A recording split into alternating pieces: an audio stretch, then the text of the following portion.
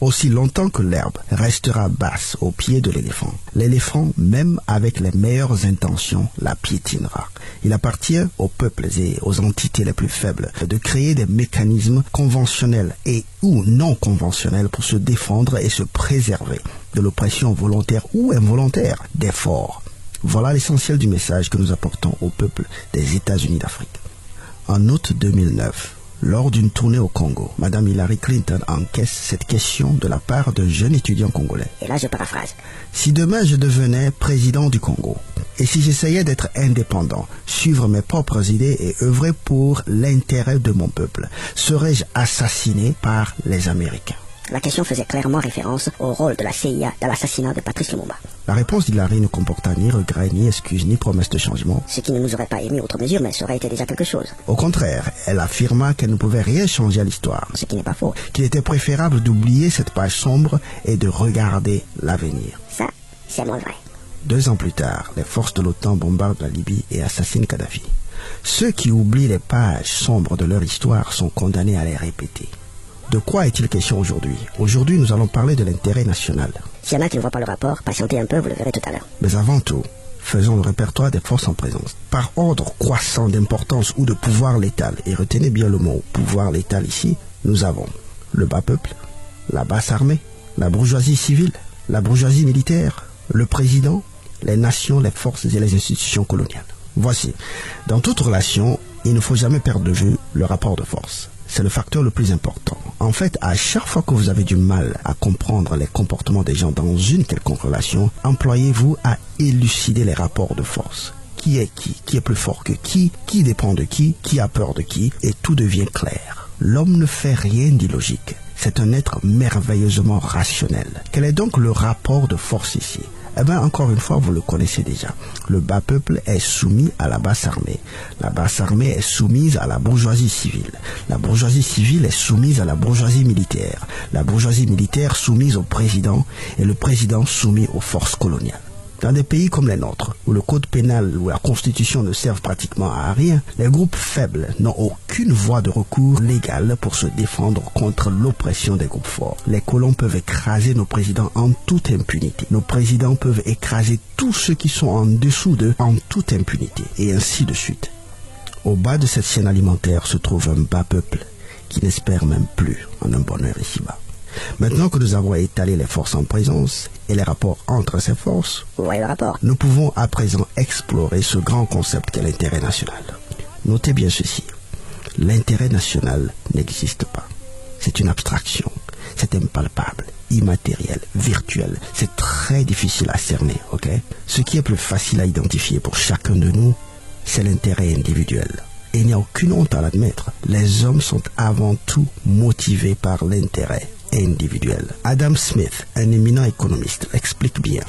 La poursuite de l'intérêt individuel, ou cette tendance de chaque homme à chercher à améliorer sans cesse son sort, entraîne pour chacun un comportement qui a pour effet d'aboutir au niveau national à la meilleure organisation économique possible.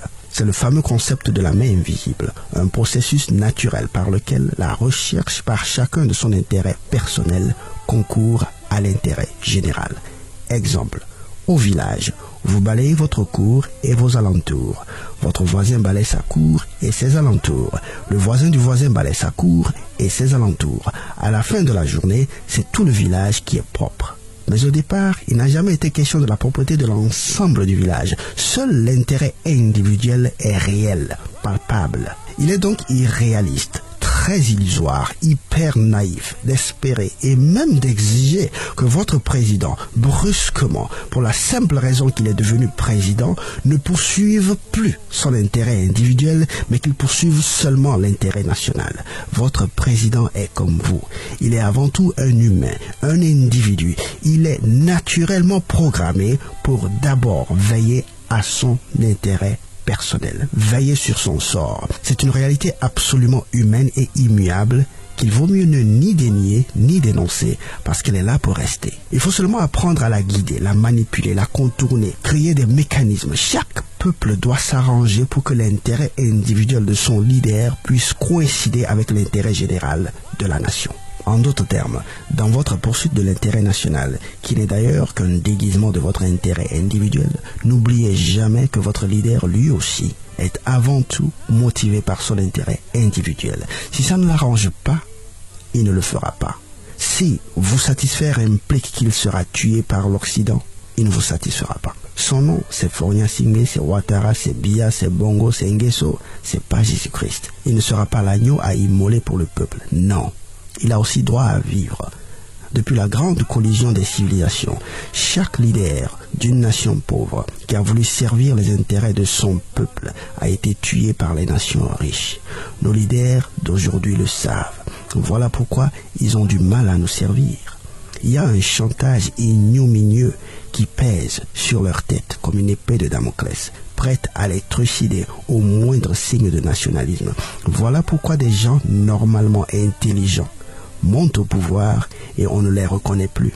De la même manière qu'il vous est difficile d'aller défier les canons et les chars de l'armée, c'est de cette même manière qu'il est difficile à vos présidents d'aller défier la menace des puissances impérialistes.